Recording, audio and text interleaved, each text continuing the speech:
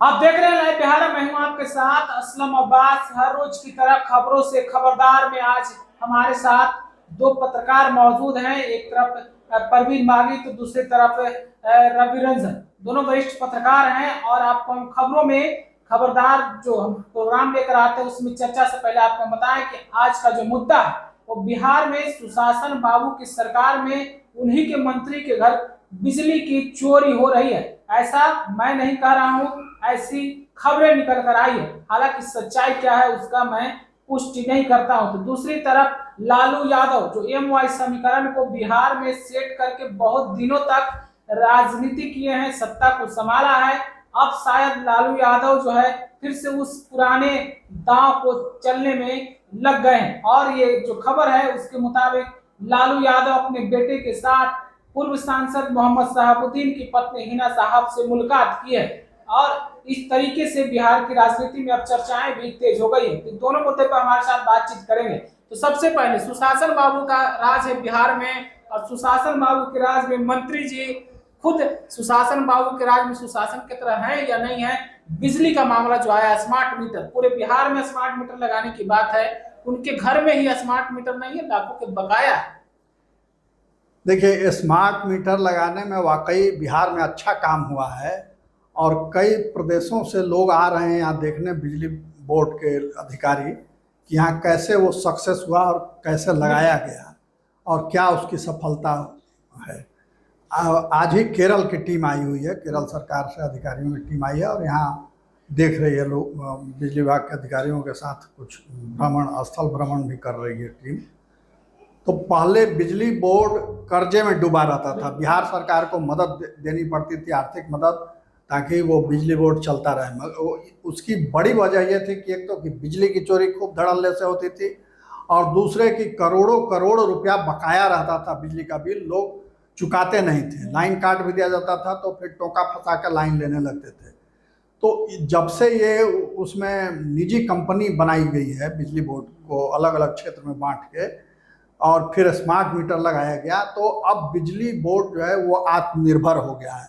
अब उसे सरकार से कर्ज लेने की या आर्थिक मदद लेने की जरूरत नहीं पड़ती है। इसका क्रेडिट देना पड़ेगा, एक तो कि बिजली बोर्ड में जो सुधार हुआ, जो सुधार अभियान चलाया गया, और दूसरे कि जो स्मार्ट मीटर लगा। तो स्मार्ट मीटर की सबसे बड़ी खासियत है कि इसमें बिल वसूलने की जद्दोजहद नहीं करनी पड़ती कर्मचारियों को। हाँ, जाना नहीं पड़ेगा। वो जैसे आपका पैसा खत्म होगा लाइन कट जाएगा ऑटोमेटिक, इसलिए पहले ही उसमें पैसा जमा करना पड़ता है। एडवांस में आप जमा कीजिए, जैसे मोबाइल फ़ोन आप प्रीपेड मोबाइल यूज करते हैं, वैसे ही स्मार्ट मीटर भी प्रीपेड है। इसमें पहले पैसा डालिए और उतना जैसे खर्च होगा उसके पहले आपने नहीं भरा तो लाइन कट जाएगा। मगर जो सबसे मज़ेदार और रोचक बात इसमें है वो है बिजली विभाग के जो मंत्री हैं, ऊर्जा मंत्री विजेंद्र प्रसाद यादव, बहुत पुराने समाजवादी नेता हैं और लंबे अरसे से मंत्री हैं। बिहार में जो कुछ एक नेता होंगे जो सबसे लंबे समय तक मंत्री रहे, उसमें विजेंद्र बाबू भी हैं। लालू प्रसाद के भी साथ रहे, फिर नीतीश प्रसाद, गांव तक बिजली पहुंचाने में बहुत बड़ी भूमिका। हाँ, तो उनके घर पर एक INEXT अखबार ने खबर छापी है कि उनके घर पर जो सरकारी आवास है यहाँ, वो पुराना मीटर लगा हुआ है, काला रंग का जो मीटर होता था मैनुअली, जिसमें बिल आता था और वो होता था। तो ये तो एक हो गई कि आप पूरे बिहार में स्मार्ट मीटर लगवा रहे हैं, मगर खुद अपने घर पर स्मार्ट मीटर आपने नहीं लगने दिया। और दूसरी खबर इसमें यह है कि 6 लाख से अधिक का बकाया है उन पर, और चूंकि स्मार्ट मीटर रहता तो लाइन अब तक कट गया होता उनका, मगर स्मार्ट मीटर नहीं है और बिजली मंत्री, तो कौन जाए लाइन काटने उनके यहाँ, उनके विभाग का किसी की हिम्मत नहीं हो रही कि लाइन काटने जाए। तो ये दोहरा पैमाना इस सरकार का दिखता है। इससे जनता के लिए आपने अनिवार्य कर दिया, मार डंडा के और केस मुकदमा करके एकदम सब जगह स्मार्ट मीटर लगाया जा रहा है। और दूसरी ओर जो बिजली विभाग के मंत्री हैं उनके घर पर पुराना मीटर लगा हुआ है और 6 लाख से अधिक रुपया बकाया। ये तो एक मामला सामने आया है। अगर जांच किया जाए तो पता चला है कितने सरकारी भवनों में और विभागों में और मंत्रियों अफसरों के यहाँ पुराना मीटर लगा हुआ है और बिजली का लाखों लाख रुपया बकाया है। सालों से कोई भुगतान नहीं हुआ है, कोई भुगतान नहीं हो रहा है। बिजली विजेंद्र बाबू के घर पर, गाँव में जो घर है, वहाँ भी बकाया है बिजली का, 2 लाख से अधिक रुपया बकाया है और वो चुकाया नहीं जा रहा है और वहाँ लाइन चालू है। तो ये सरकार का जो चेहरा है इससे धूमिल होता है। इस तरह की सच्चाई उजागर कार्रवाइयों से और इस तरह की घटनाओं से सरकार का चेहरा धूमिल होता है, 10 तरह के सवाल उठते हैं। तो इसको खुद नीतीश कुमार को संज्ञान में लेकर के और तत्काल सभी मंत्रियों और अधिकारियों के यहाँ जिनके यहाँ अभी तक स्मार्ट मीटर नहीं लगा है, स्मार्ट मीटर लगवाना चाहिए और बिजली बिल का जहाँ भी बकाया है वो सख्ती से उसकी वसूली होनी चाहिए। एक के साथ आप सख्ती कीजिए और दूसरे को छूट दीजिए, ये शोभा नहीं देता है। लोकतंत्र में ये अच्छी बात नहीं मानी जाती है। तो इस पर नीतीश कुमार ध्यान देंगे, ऐसी उम्मीद है। बिल्कुल। आपको क्या लगता है जिस तरीके से जिस मंत्री को जिम्मेदारी दी गई, यानी कहें कि राजा ही चोर है, तो प्रजा का क्या हाल होगा, इसको जरूर आप कह सकते हैं। निश्चित रूप से विभाग के मंत्री बने, वो आज से मंत्री नहीं है। विजेंद्र यादव जब भी नीतीश कुमार सरकार में रहते तो ऊर्जा मंत्री विजेंद्र यादव ही रहते हैं।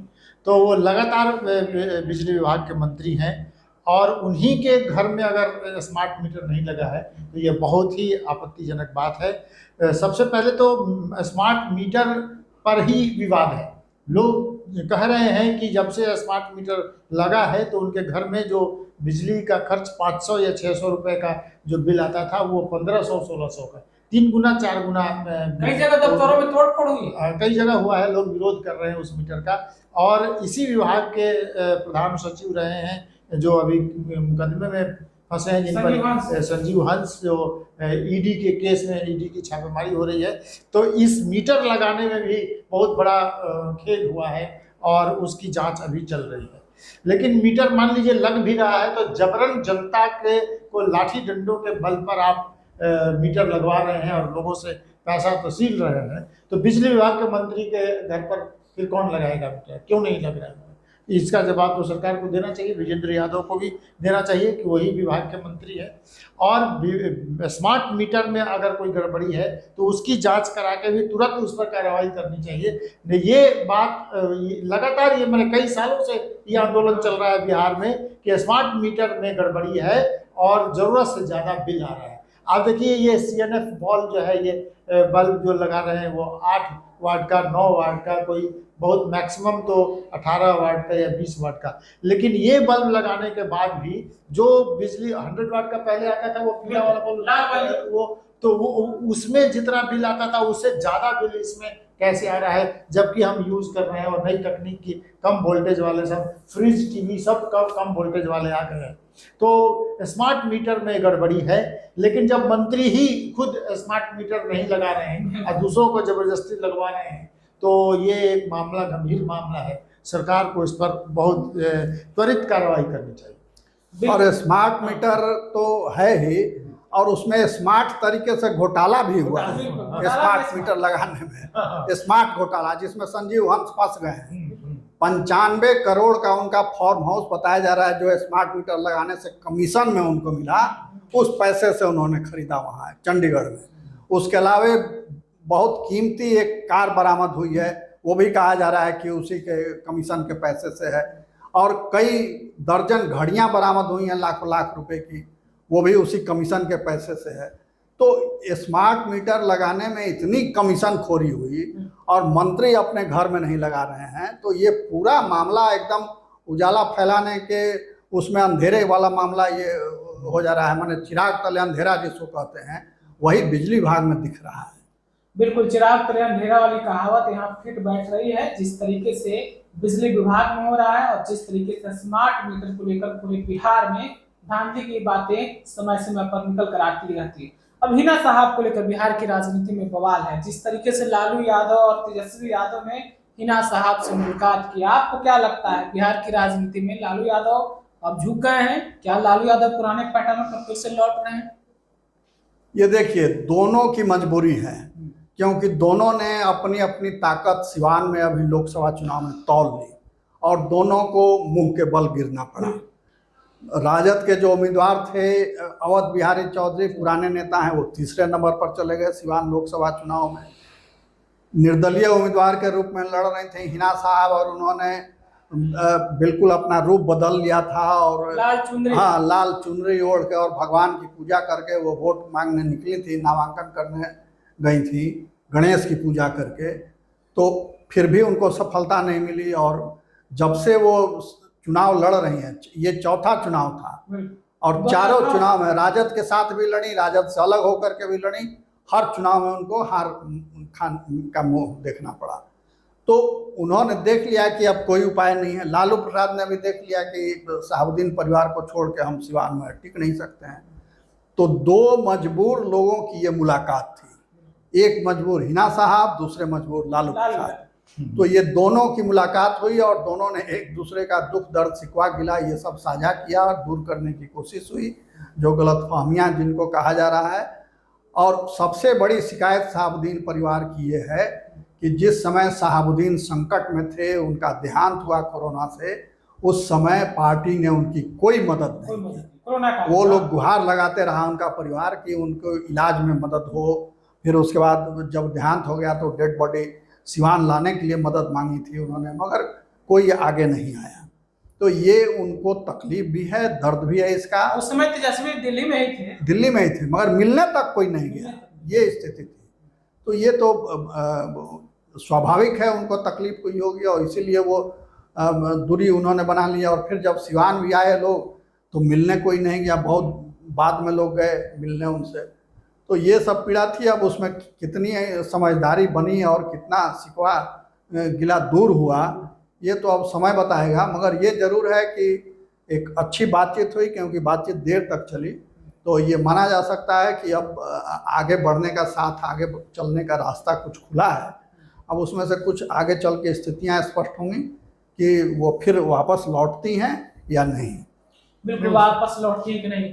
बिहार में जिस तरीके से उपचुनाव के परिणाम आए हैं और उपचुनाव के परिणाम में मुसलमानों का जो रुख रहा, एमओआई समीकरण की जो बात होती थी, राजद के साथ मुसलमान हैं या वोट बैंक उनके साथ है, रुपौली का चुनाव हो, गोपालगंज का उपचुनाव हो या फिर पूर्णी का रिजल्ट जिस तरीके से गंगा ऊपर का आया, शहाबुद्दीन का वर्चस्व सारण के साथ साथ पश्चिमी चंपारण के इलाके में भी रहा है।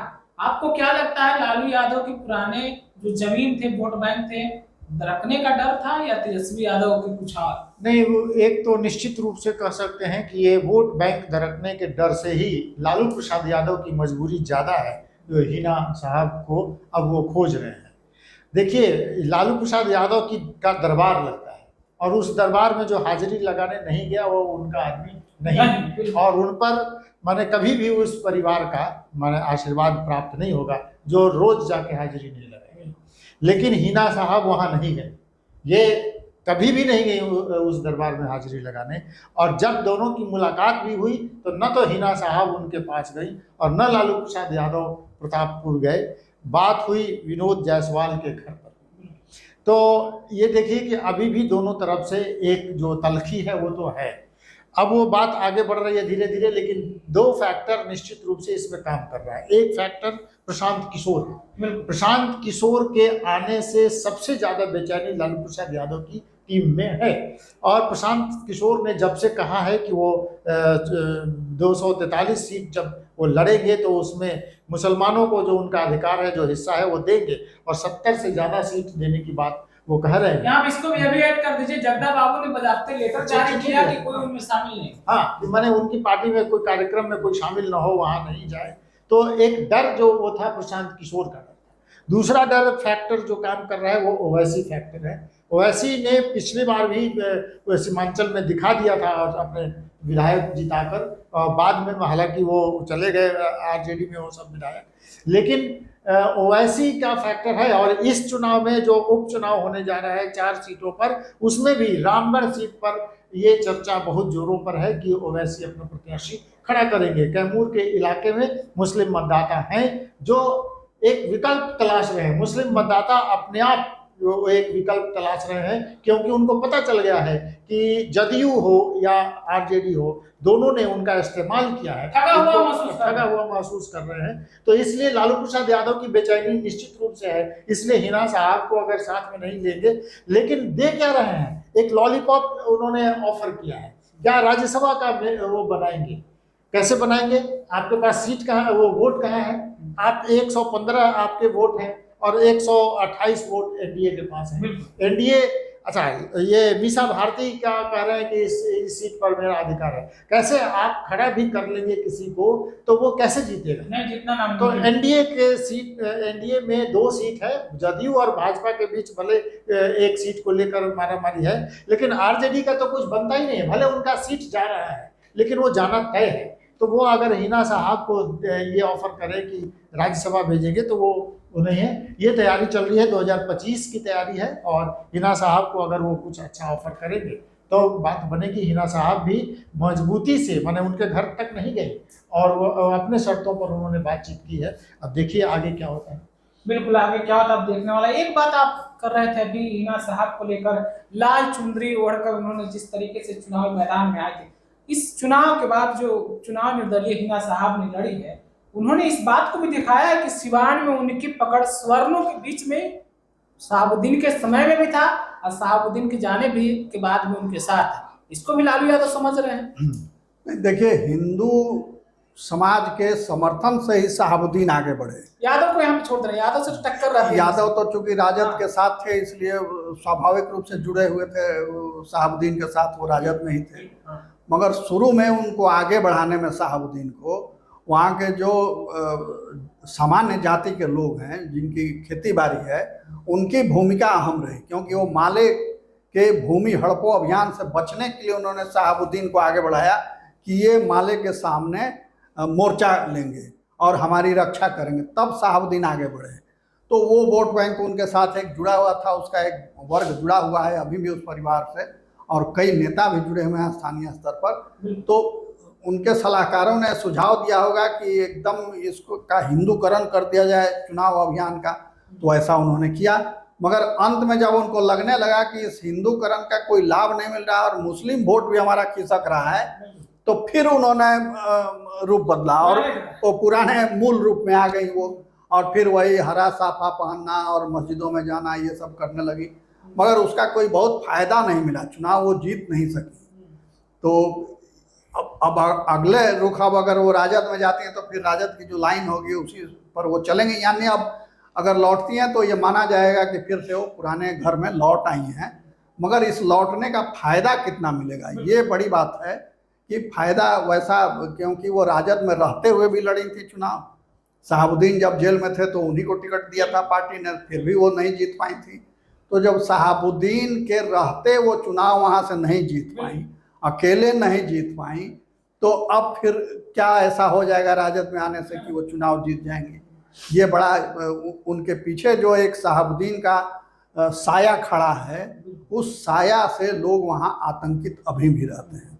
तो इसलिए ये बड़ा कठिन है, जब तक उस छवि को वो बदलती नहीं है तब तक उनके लिए वहाँ से जीत पाना बड़ा कठिन है। बिल्कुल, तो जब तक शहाबुद्दीन के साय से हिना साहब बाहर नहीं निकलेंगी, चुनाव में जीत हासिल करना मुश्किल है। लेकिन जैसा कि रवि रंजन से भी ने कहा है कि क्या लालू यादव से मुलाकात में कुछ डील हुई है, जैसा कि उन्होंने राज्यसभा की बात की है, क्या इसके अलावा भी, जैसा कि प्रवीण बागी ने बताया है, राजनीतिक रूप से हिना साहब अगर वापस आएंगे तो पुराने घर में आने के बाद उनकी राजनीतिक और सियासी रूप से सलाहियत क्या होगी, या फिर किस प्रोपेगेंडे या राजनीतिक पीच पर वो चलेंगे, ये भी देखना सबसे बड़ी दिलचस्प बात होगी। या फिर 2025 में उनके बेटे की भी राजनीतिक रूप से एंट्री हो जाएगी। आप अपनी राय और प्रतिक्रिया क्या रखते हैं कमेंट में हमें जरूर बताइएगा। तब तक के लिए आपका बहुत बहुत शुक्रिया।